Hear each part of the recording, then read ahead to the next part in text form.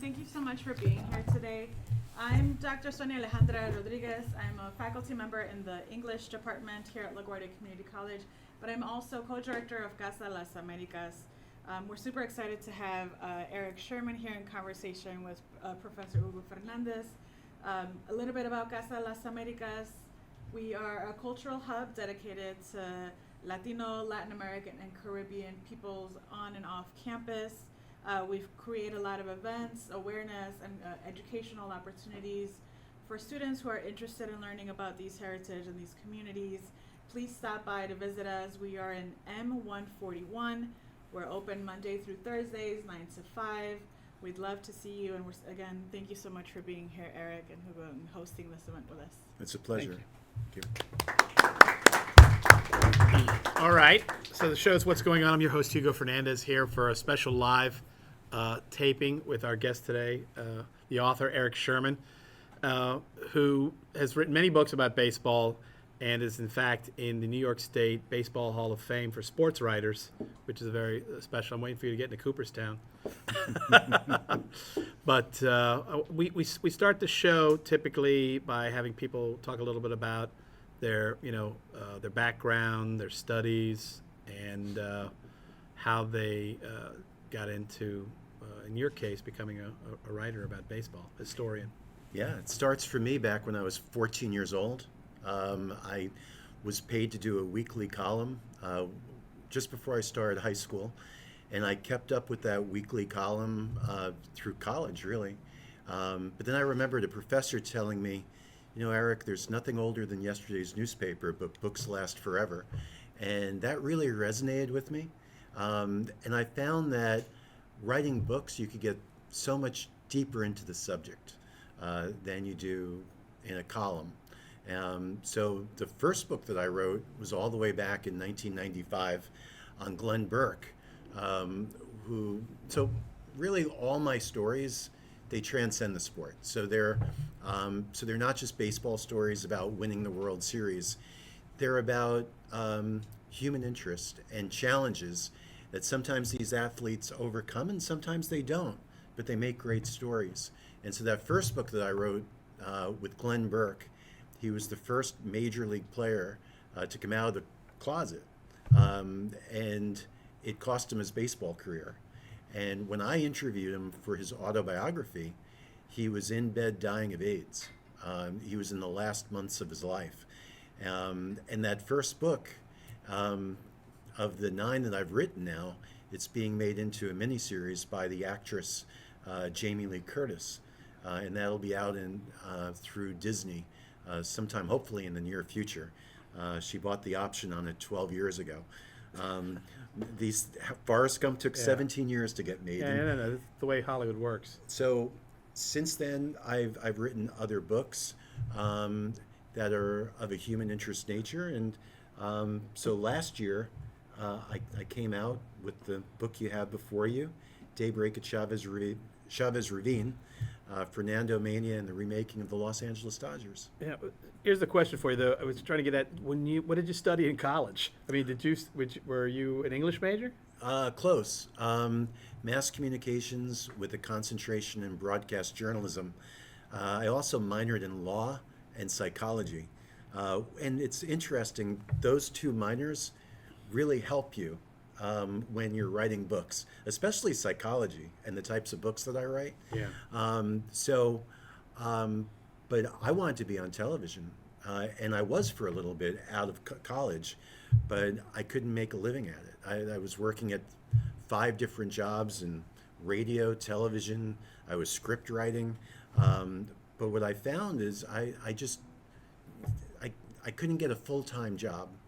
And so I went to work in corporate America, but I always kept my hand in writing.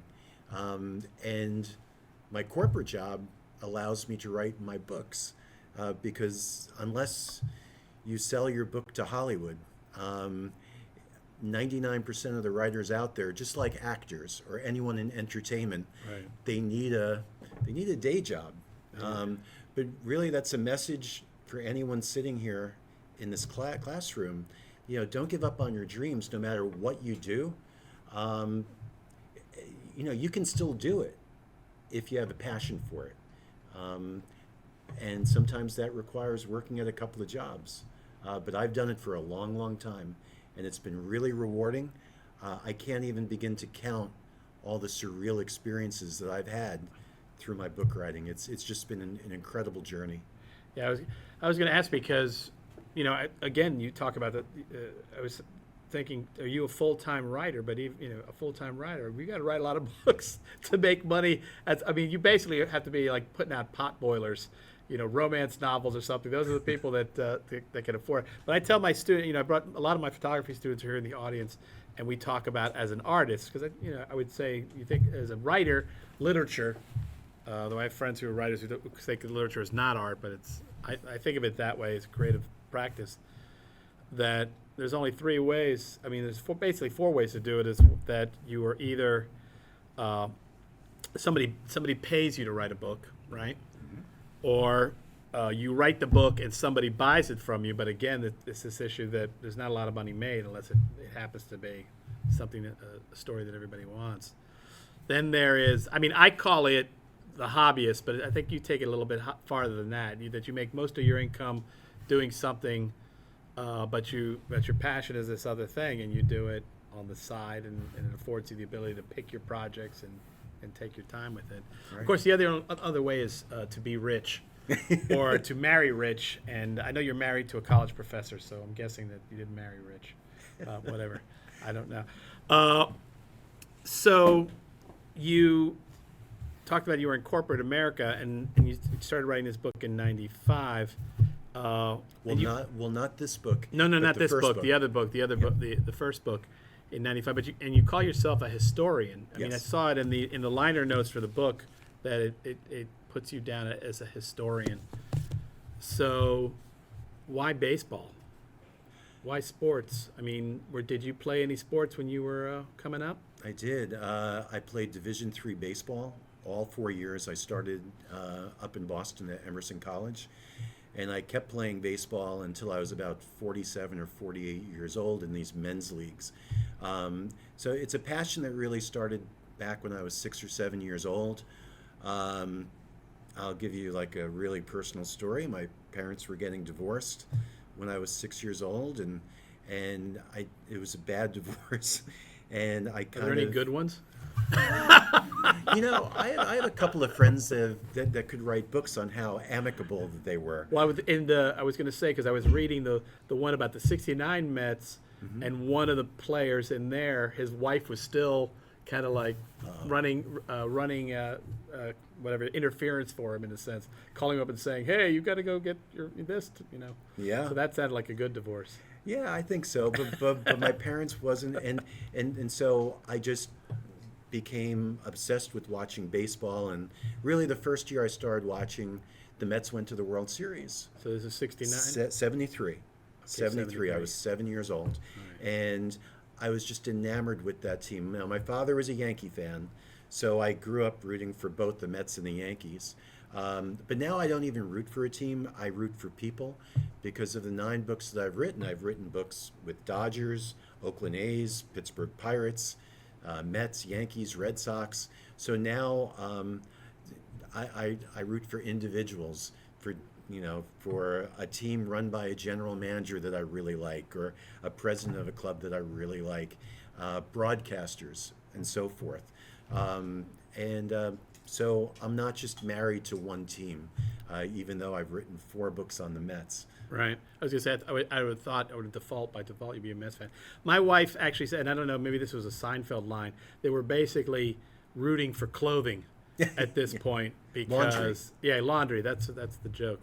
And but anyhow, I got her hooked on the Yankees in 2009. And I think we've talked about this, where I tried to explain to her, this doesn't always happen. You don't always go to the World Series and win with your team. They haven't won since. And I could talk about that, but I don't want to jinx it. So what happened? Like baseball for you was just something to do for college. You had no passion about or notion of that you could do it professionally. Oh no, that was the goal. The goal was to be a sportscaster. And a sports writer simultaneously. I was all in. Emerson College is one of the best media companies, colleges. Thank you, in the country, still is. So if you go to Emerson, you're either going for media or acting. All right. I'll just say that our station manager, who's not here, the director is a Syracuse graduate from Cy Newhouse's School of Communications. So she'd get into an argument with you right now. She would about that. She would. but They she's were not a here. big rival. They're a big yeah. yeah, that would be interesting. So let's talk about. So obviously, you took this route of you went corporate, but you're writing these books on the side. So you write the book in '95. How did you move on to the next books? What was the next one? It's a good question. A lot of years went by. I didn't write another book, or another book of mine wasn't released until 2012. So I went 17 years between books. Is this the Mookie book? No, book with Steve Blass. Real quick, Steve Blass was an all-star pitcher, a World Series hero, and overnight forgot how to pitch. He lost the ability to throw the ball straight. And when he did, when he grooved one, he got hit really hard. So imagine a concert pianist at Carnegie Hall, one of the greats, and they forget to play piano. That's what happened to poor Steve Blass.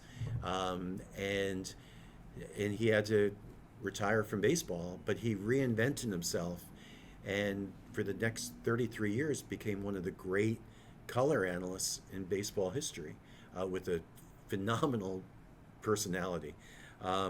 So that was my second book. A lot of years went by. I spent a lot of those years in between helping to raise a family.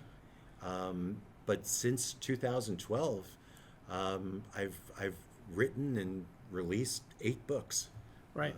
So I've been busy. And I see that sometimes you are like the ghostwriter. It's basically somebody else's voice.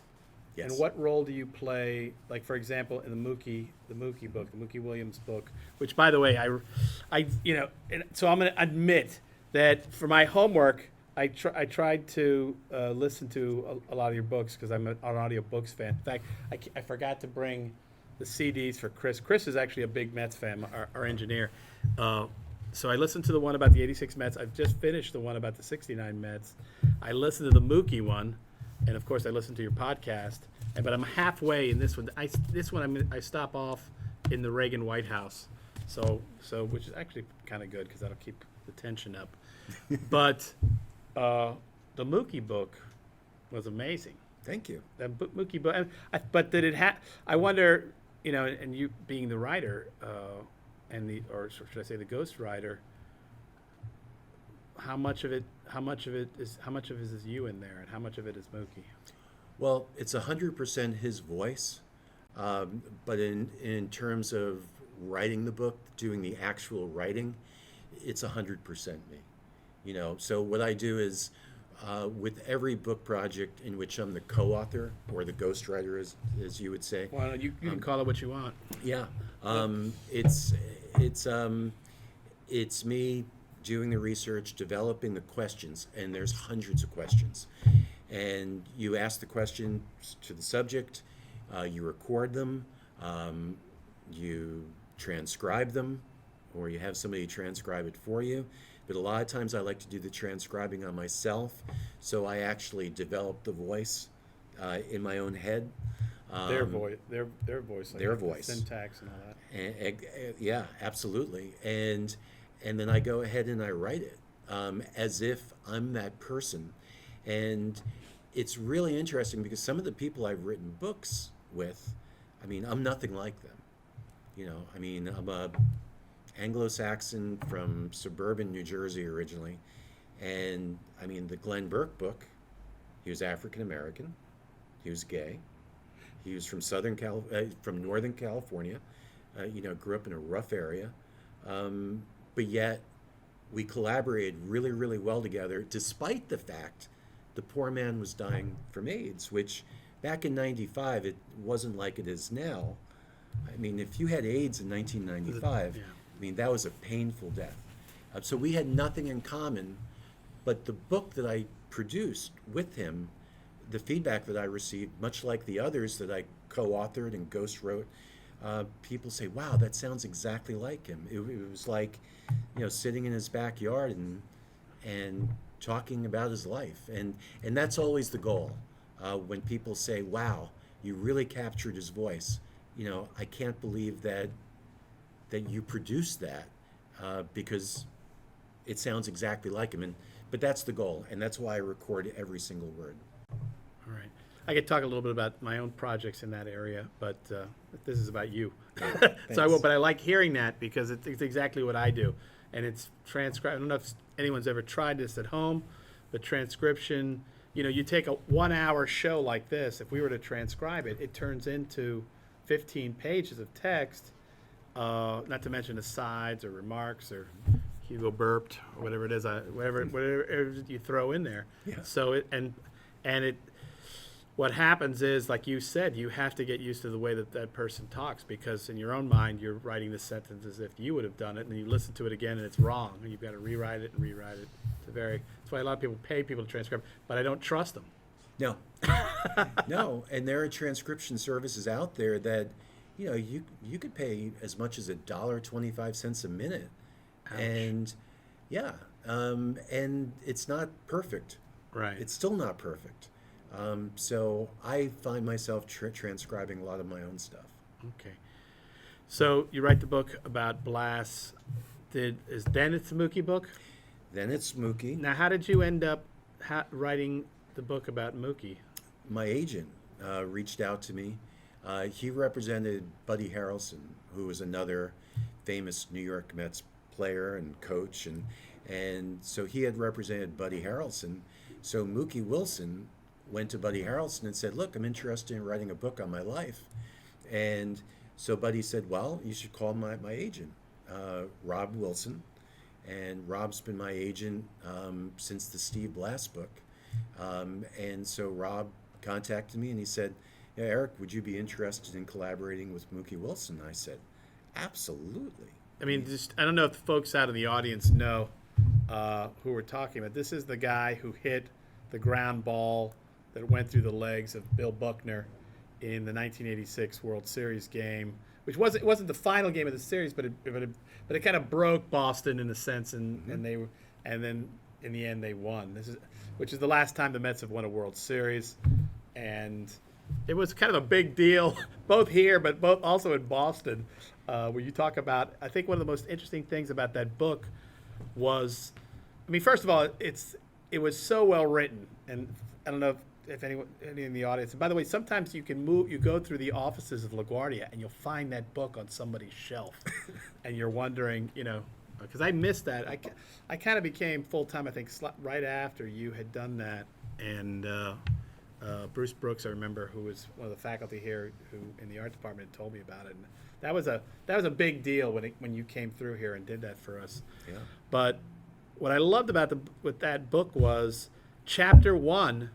You get it right out of the way, and you recreate that one game, so everybody doesn't spend the whole book waiting to hear. Oh, now he's finally gonna tell the story about the ground. No, it's like, let's get it out of the way, and then you realize like all of these other aspects in his life, and including the relationship with Buckner later on, how amazing they were. But I think he was a special personality too, right? Yeah, and Mookie was so much more than just a ground ball that went through Buckner's legs. Yeah. But that will be on his tombstone. Absolutely. It'll be man who hit the ground ball. That's like his his whatever that's called. When poor Bill Buckner Elegy. died. Yeah, exactly. Whatever. When poor Bill Buckner died, the guy that hit the ground ball. No, I'm sorry, the guy that let the ball go through his legs right, to cost the Red Sox. Well, it didn't cost them Game 6, but everybody talks about it like it did cost them the game. It was the last play of the game. Right. And Buckner died a few years ago, and I got Obituary. a chance. Yeah, and I had a chance to really get to know Buckner well, and he was a 4-decade player. He had 2,715 lifetime hits. He was a batting champion. He had a higher fielding percentage than the great Hall of Famer Lou Gehrig, but everybody remembered that one error that he made, one of the great tragedies in baseball history. But Mookie, aside from hitting that ground ball, I've always said that he wasn't the best Met of all time, but he was the most beloved. And that's why I really wanted to do the book with him. And that was a New York Times sports bestseller. So The Mookie book. we had a lot of success with that. Mookie book. And of course, then there's the two. So like I said, I've listened to both. The one about the '86 Mets, where you individually interviewed all the players, and I'll admit this, that at the end of that book, and I listened to these things in my car, I cried. Like the one, I think it was it Carter who, I'm. Oh, sure. Yeah, when the story of his death, and I cried, and you realize in both of these cases that it's peculiar. Like they go through a period of time. It's actually the complete opposite of what happens in the film business. People in the film business, they'll work with each other for like 3 months, and then they'll go on to make another movie. And those relationships don't necessarily continue. These people play, I guess, even if it's only for one season together. But if it's the drama of the winning makes them friends for life. It's a bond. I mean, just to jump ahead to the book I wrote with the '69 Mets. Right. I mean, it's a brotherhood. Right. I mean, these guys, they won the World Series in 1969. It's 55 years ago.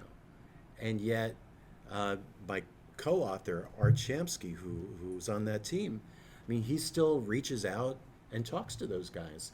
And the core of that book was a trip that Art and I organized to go out and visit an ailing Tom Seaver at his home and vineyard in Calistoga, California. And Tom Seaver was the greatest Met of all time, a legend, Hall of Fame, but he was dying.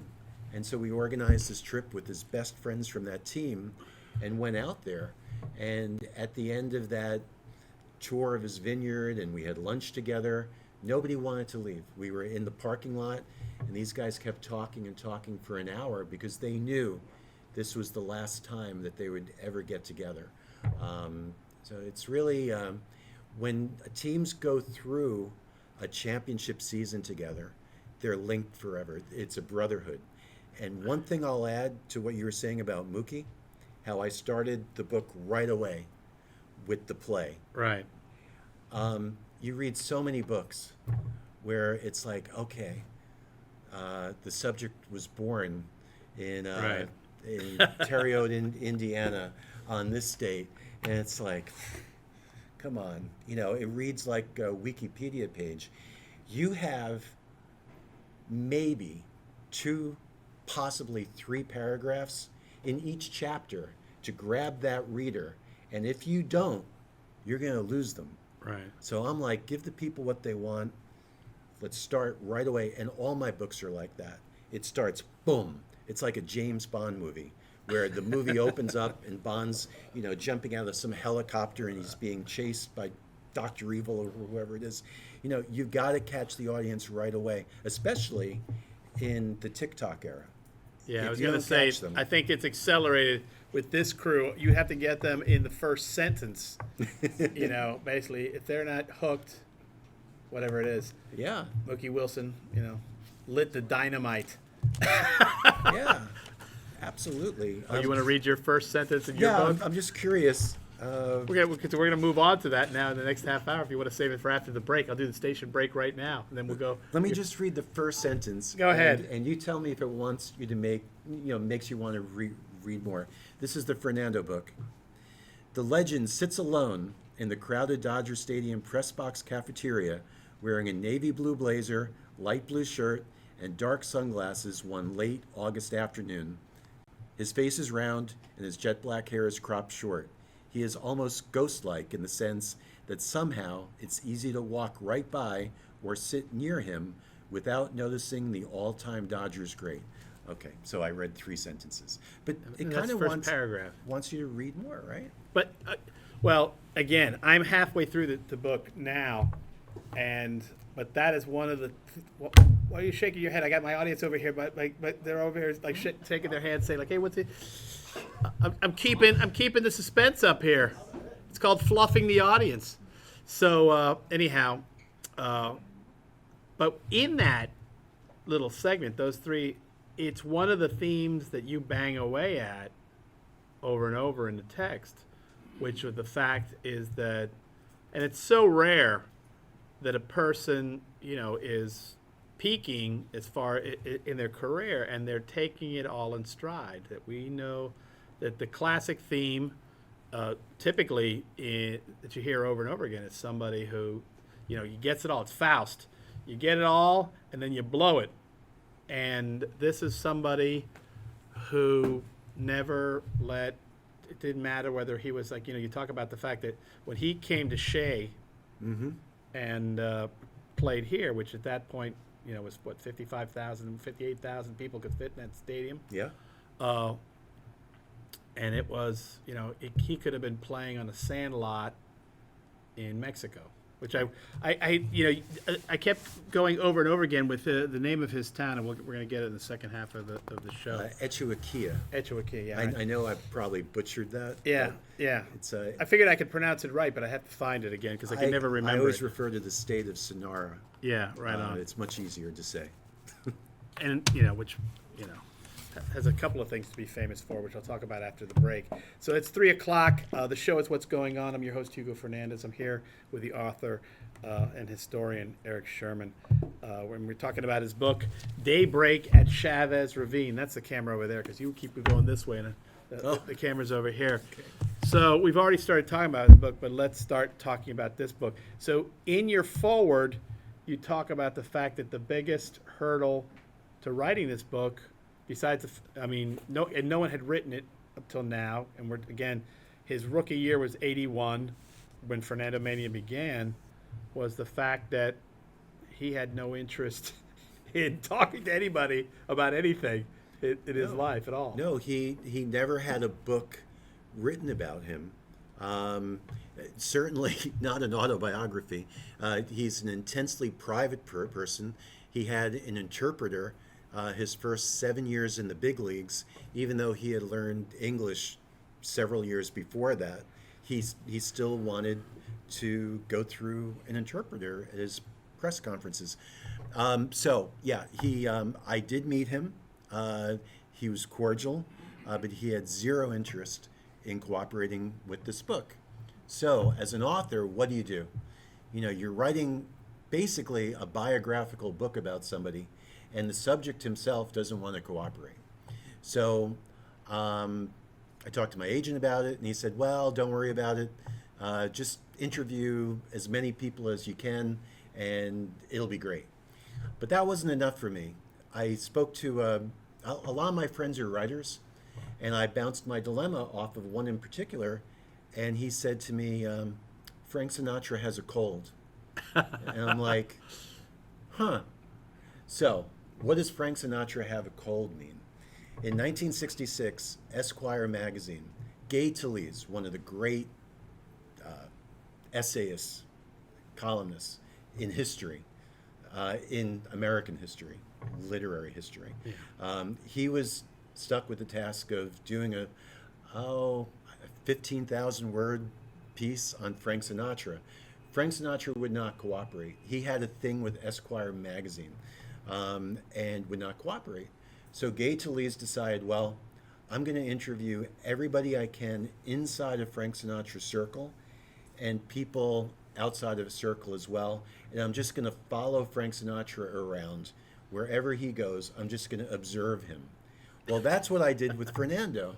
I went out to LA and I just didn't stalk him, but just followed him around. He's one of the Spanish language broadcasters. So I kind of followed him around, the cafeteria, saw who he was talking to, observed who would stop by, how he reacted to these people, and then was lucky enough, everyone around him wanted to cooperate. Also people that were deeply impacted by him as well. Teresa Romero, who is now the president of the United Farmers Workers Union, was born in Mexico. She came to this country in 1981, the year of Fernando Mania, didn't speak a word of English. She became the first female head of a major union in this country. And she was inspired by Fernando because she thought, well, if this guy that he's kind of portly, out of shape, not a great haircut. If he can be the very, very best at his craft and what he does, well, there's no stopping me.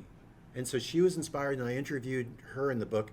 By the way, she holds a position that was once held by Cesar Chavez.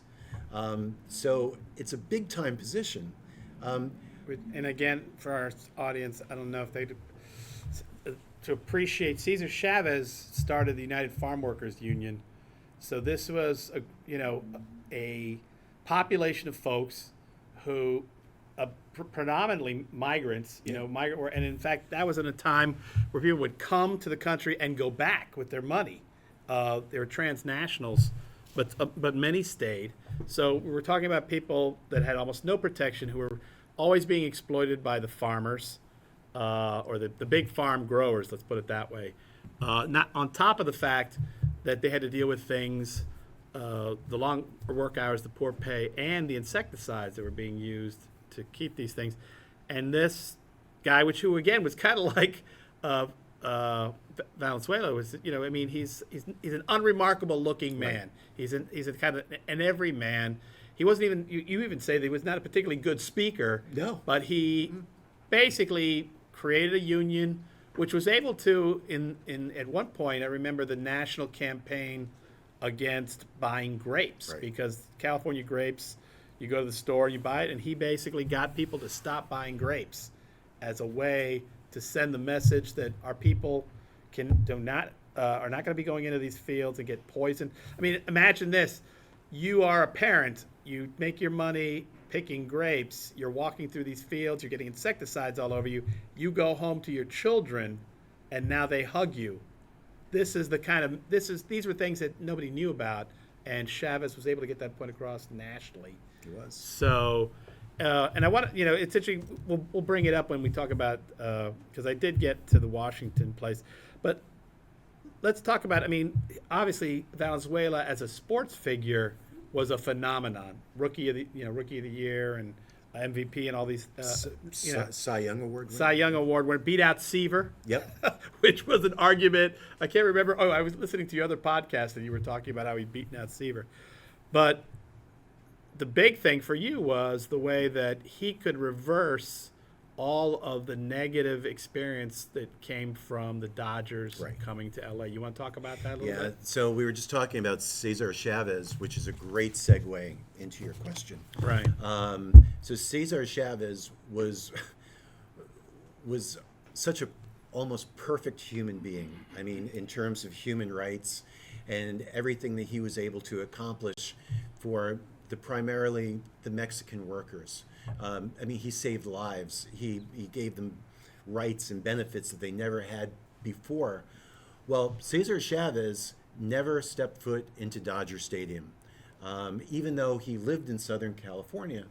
And the reason for that was because when the Dodgers were building Dodger Stadium, so they used to play here in Brooklyn. I don't know how many of you knew that. But Ebbets Field was a little ballpark. The city of New York and Robert Moses, the city planner of New York, wouldn't accommodate the Dodgers with a bigger stadium to compete against the other teams, much larger stadiums. So the Dodgers were lured and seduced to come out to Los Angeles because, well, let me back up a little bit further. In the early 1950s, the city of Los Angeles decided, look, in the Chavez Ravine neighborhood where Mexican Americans were living, this would be a great place to build affordable housing for the greater good of the city. So they started construction on it, and a lot of the Mexican American families took 60 cents on the dollar, 70 cents on the dollar to move to another part of the city. Mexican Americans were marginalized then, much like, sadly, they still are today. The Red Scare comes along in around 1952, 53. Affordable housing is deemed a communist endeavor, socialist at best. So the plan is scrapped. So now the city of Los Angeles is stuck with 300 acres of property that they don't know what to do with. So that's when they lured the Dodgers to come out. Look, it's like, oh, You have 28,000 seats at Ebbets Field in Brooklyn. We'll build a state-of-the-art stadium, and it's gorgeous. 56,000 seats. You'll have as much parking as you want. It's going to create jobs. It's going to be wonderful, right? Typical thing with eminent domain, the whole talk. So what ended up happening was some of those Mexican-American families were like, well, hey, they're not building the affordable housing anymore. We've lived here for 3 generations. Some of them were World War II veterans. They're like, we don't want to move. Well, the city of Los Angeles, they brought in deputies to have these final remaining residents literally dragged from their homes, and they watched as their homes were bulldozed to the ground. So you can imagine the hatred, I'll call it hatred, that a lot of these Mexican Americans and Latinos and a lot of non-Latinos had for the Dodgers in Southern California. So when they're building Dodger Stadium, there was a lot of controversy around that. And Latinos, by and large, did not go to Dodger games, even though the Latino population in Southern California was big then, just as it is now. They were San Francisco Giants fans. Fernando changed all that. The Dodgers looked for over 20 years for what they coined as the Mexican Sandy Koufax. Sandy Koufax was a great pitcher for the Dodgers, and they looked long and hard for a Mexican that those Latinos could rally around. And finally, by 1981, they found their savior. And so all of a sudden, instead of 3% or 4% of the Dodger Stadium crowd being Latino, it shot up to 50% on days that Fernando pitched. You had women, Latino women coming to games for the first time who had never been to a baseball game. It was a mania. And I worked on this book. I was at Dodger Stadium several times. You see as many Fernando Valenzuela jerseys today as you do more than any of their current day stars. And the crowd, it's at least half Latino. So his impact, which began all the way back 43 years ago, still exists today. I mean, again, the piece of what happened to that community. I mean, this is still something that goes on as far as the politics of LA, but what kind of permanent change do you think it brought? I mean, I know it brought in things like the Dodgers started a radio show for Spanish speakers. Well, and the Dodgers actually started broadcasting games in the Spanish language all the way back in 1958 in anticipation that Right. they could eventually bring in that Spanish-speaking crowd. Right. So from the very beginning, they had a broadcaster who's now in the Broadcasters Hall of Fame wing in Cooperstown, Jaime Jarrín. He just retired a couple of years ago. He was also Fernando's interpreter. Dodgers were ready. All those years, they wanted to tap in to that Mexican-American fan base. Right. But it just took a long, long time for them to do it. And it took all the way up to 1981. Would you say that is also the beginning of when let's call them the Ivory Hunters, which is what the name they used to give to the old scouts who would search all the farm teams out in the West, how they found Walter Johnson, the famous fastballer for the Washington Senators, looking for Hispanic players, for example, in Mexico. And, of course, we talk about the Dominican Republic, which probably most of professional baseball players who are Hispanic start out in the DR. Well, Mike Brito Right. was the lead Dodgers scout. And Mike Brito would spend most of his time down in Mexico, looking for that star for the Dodgers. And I mean, he has just a long list of superb Latino players that he scouted and signed for the Dodgers. But as far as the long-lasting impact, I mean, you go to Dodger Stadium now, it's not just the Latino crowd that they have, but I mean, everything around the ballpark. It has such a Mexican influence now. The music, the food, it's all because of Fernando. And they finally retired his number last year, which maybe you're going to talk about later. Should I get into that now?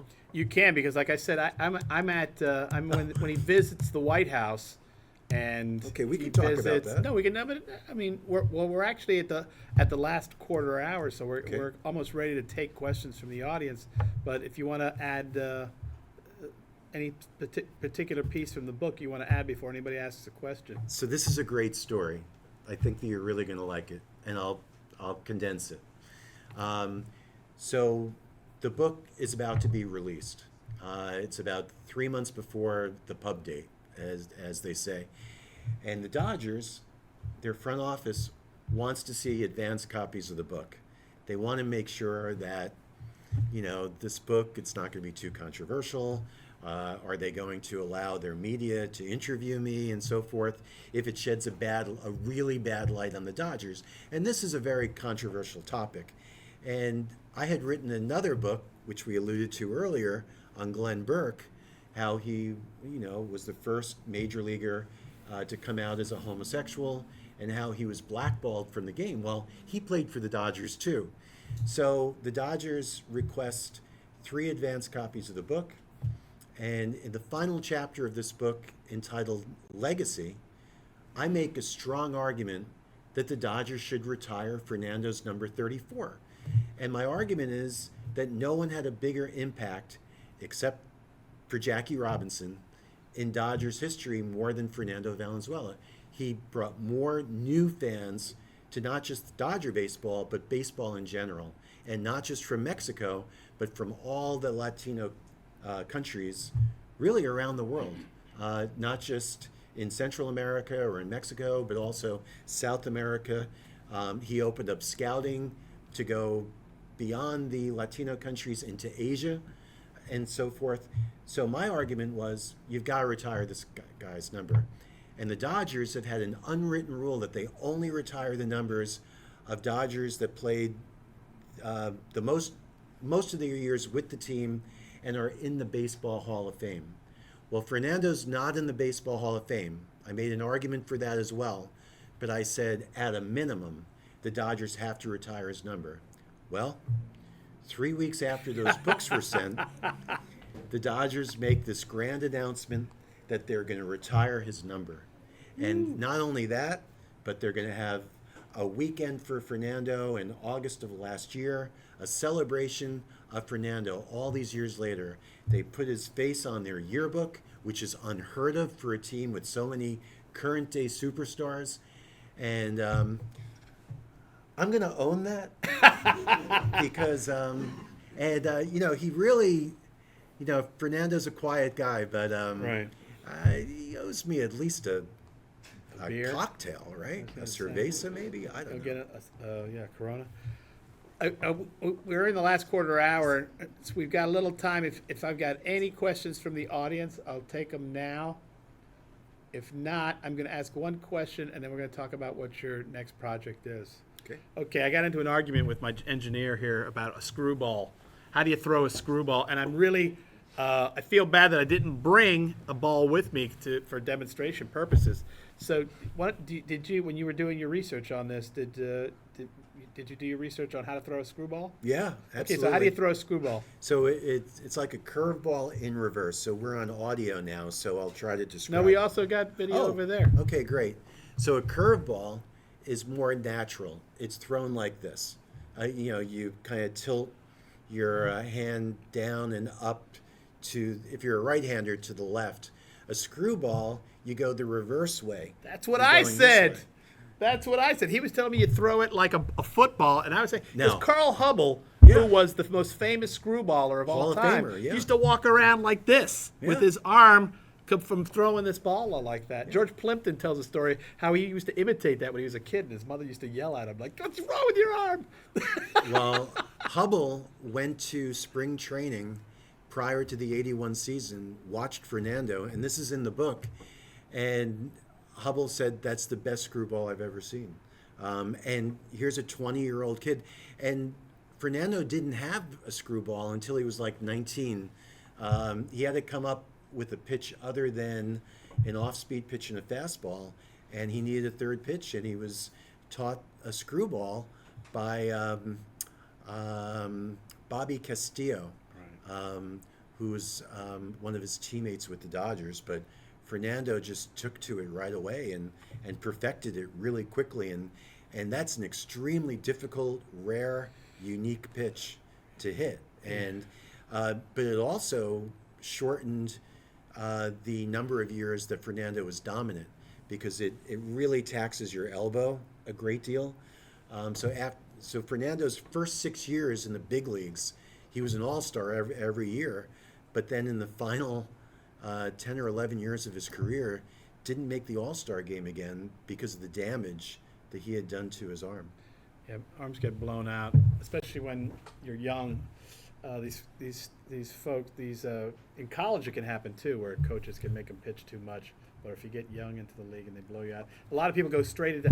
I was listening to the story of and another writer talking about Mariano Rivera, who had gotten Tommy John right away and then came back and came up with the fabulous slider that made his career.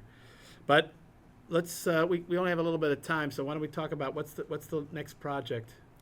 Yeah, I have my 9th book coming out on July 16th. Oh, I'm sorry, we have a We question. do have a question. How many wins did Fernando end up having in his career? 171. Just so folks know, that's Andrew Walker, who is the director of athletics here at LaGuardia Community College. And I told him to bring his teams. We don't have a baseball team yet. I told him to start a cricket team because we have such an East Asian population. But Yeah, you're almost in the shadows of Citi Field. I mean, not too far. I mean, you're right on the 7 line. You got to have a baseball team here. well, yeah.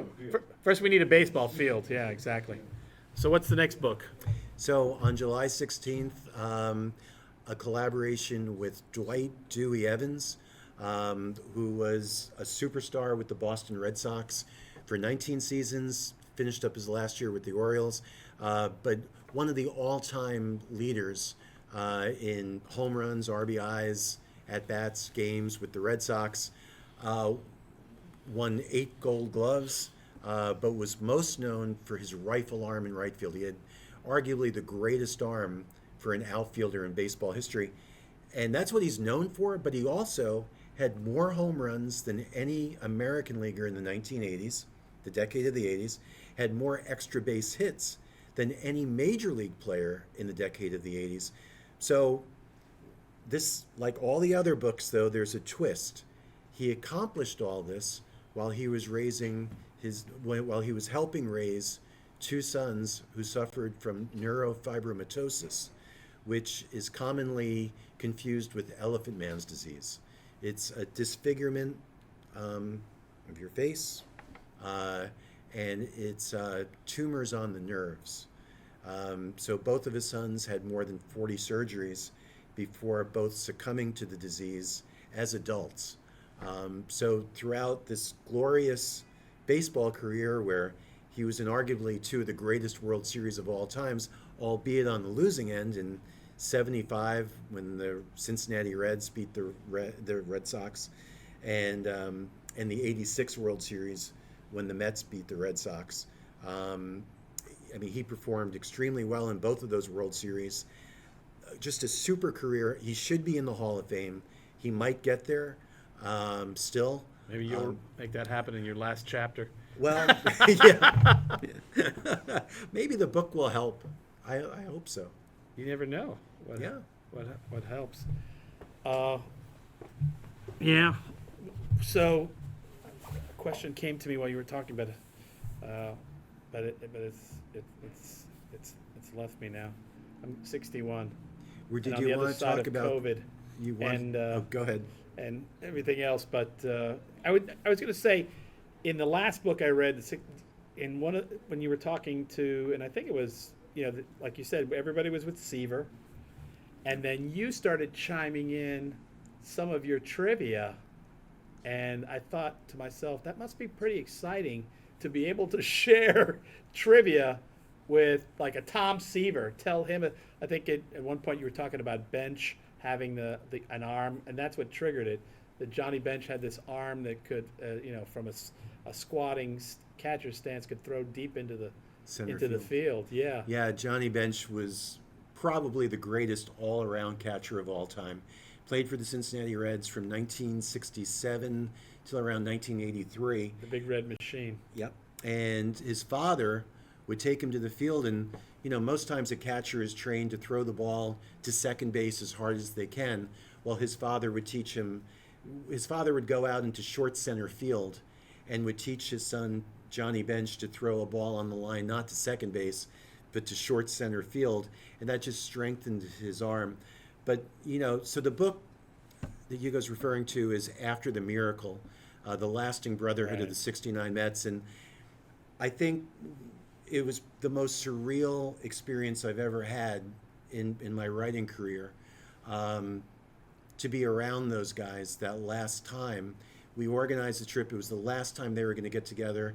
Sports Illustrated did a piece on that trip and on the book that we put together. And there was a portion of that trip where I was alone with Tom Seaver.